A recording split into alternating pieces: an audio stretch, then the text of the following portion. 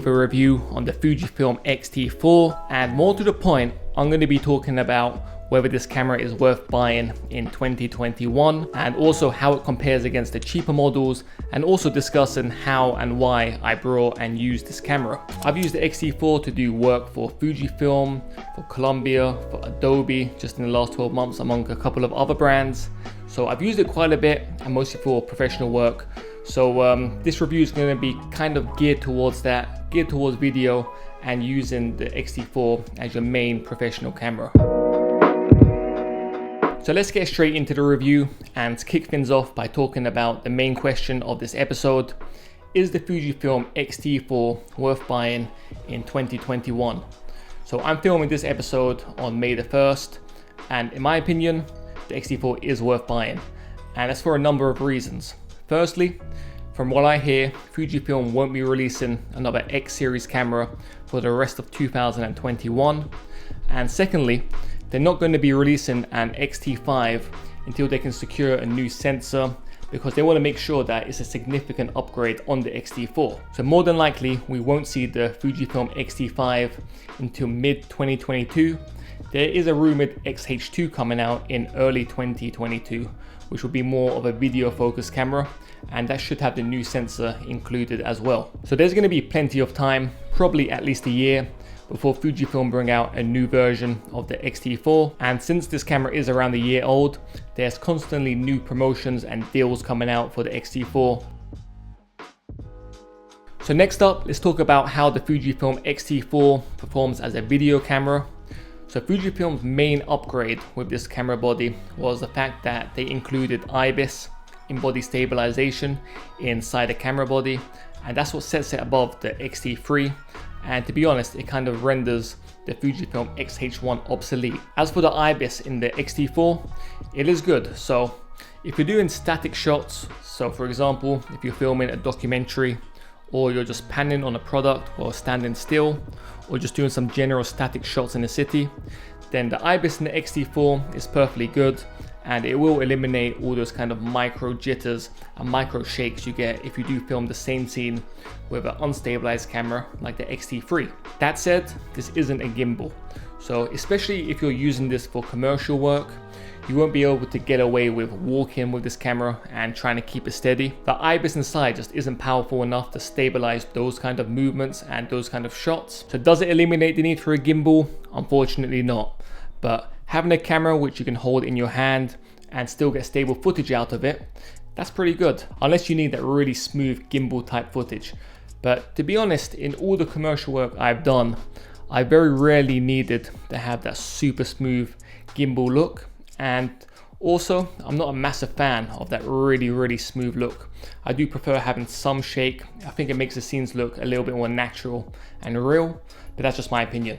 But in general, the IBIS on the X-T4 is good. Fujifilm also included a couple of cool features on the video side. So the main one, which I like, is log assist.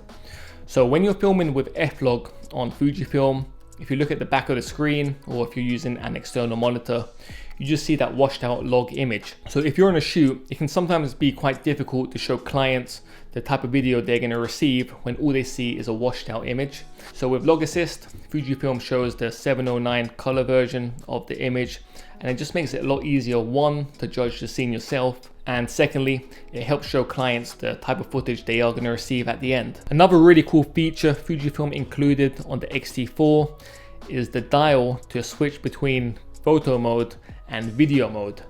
Now the reason this is good is if you're out and about and you're shooting photos and you're doing street photography or architectural photography, but you also want to capture some B-roll as well, you can just flip the switch and go to video mode, and it remembers all of your settings for video and overrides your settings for photos. So it's just a really easy and quick way to switch between shooting video and shooting photos, and it just saves you time, as you don't have to go through the menus each time to change the settings when you do switch between video and photos. Video quality wise, you're getting professional level video out of this X-T4. It's up there with its competitors, 4K, all that goodness. You're getting 120 FPS and 240 FPS slow-mo at 1080p. So to wrap things up on the video front, In my opinion, the Fujifilm X-T4 is a really good video camera. I use it for commercial work. It's more than good enough for documentary work or even just going around the city filming B-roll. So if you have an X-T2 and X-T3 and are interested in getting into video, then the X-T4 is going to be a major step up, and I do highly recommend getting it. So next up, let's talk photography and about the image quality of the shots coming out of the Fujifilm X-T4.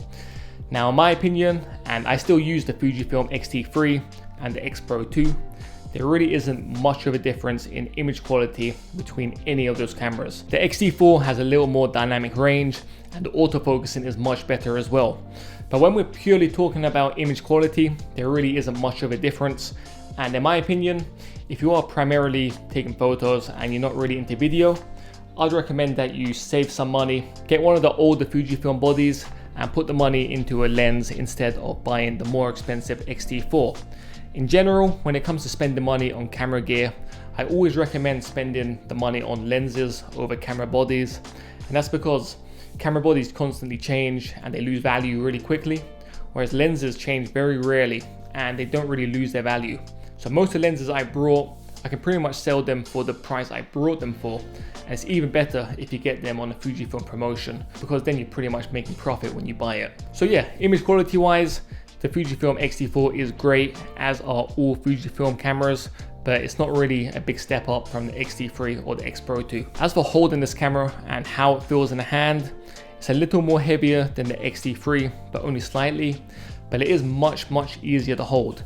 And that's because the X-T4 has a deeper grip, and in my experience, it's a lot more comfortable to hold for long periods of time in the day. Another massive improvement is the battery. So Fujifilm have included their new battery in the X-T4, and it's much bigger than the one you'll find on any of Fujifilm's other X series cameras. So to compare it with the X-T3, if I was to bring the X-T3 out to do street photography, I'd have to bring 2 to 3 batteries with me to make sure that I don't run out of juice along the way.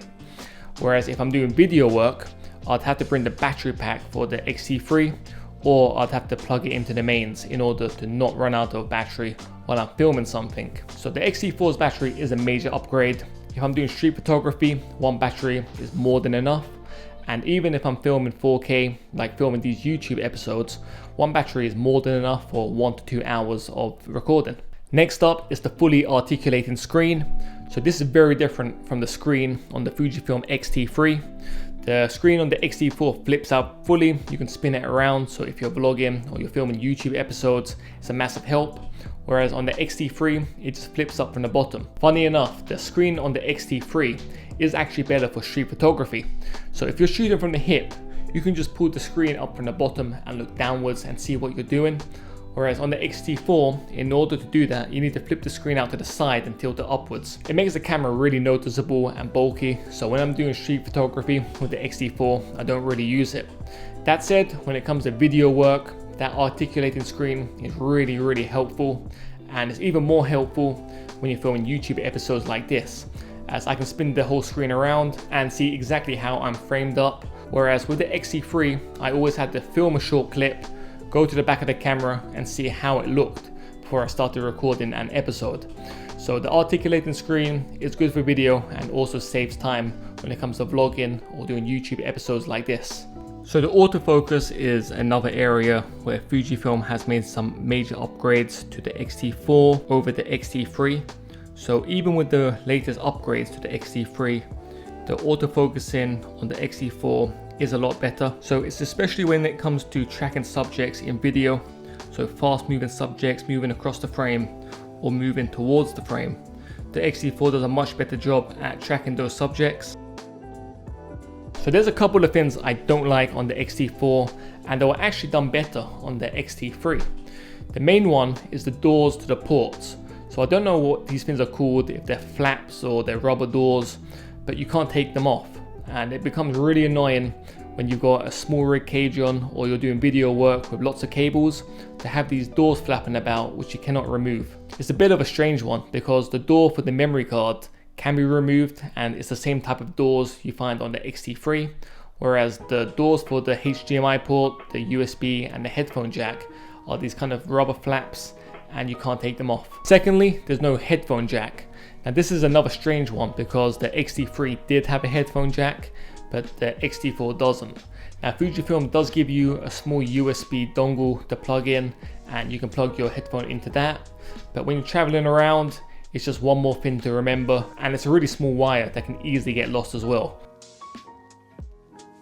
To wrap this review up on the Fujifilm X-T4, if you are interested in doing more video, or you feel like you probably will be doing some video work in the near future, then I really highly recommend this camera. When it comes to video, it's levels above the X-T3 or any of Fujifilm's other X series cameras.